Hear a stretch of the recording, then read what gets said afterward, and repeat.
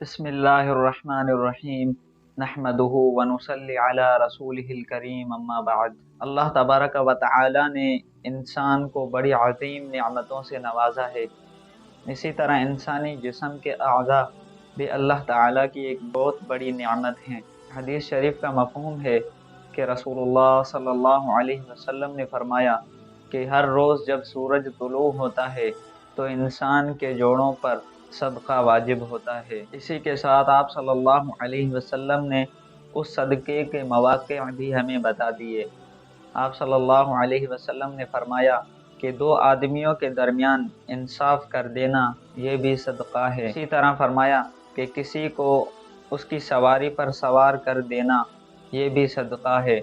इसी तरह फरमाया कि किसी को उसकी सवारी पर सामान लुदवा देना ये भी सदका है।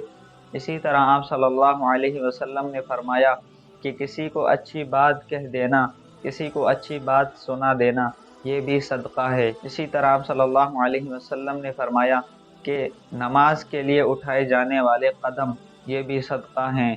इसी तरह आप सल्लल्लाहु अलैहि वसल्लम ने फरमाया रास्ते से तकलीफ दा चीज़ को हटा देना ये भी सदका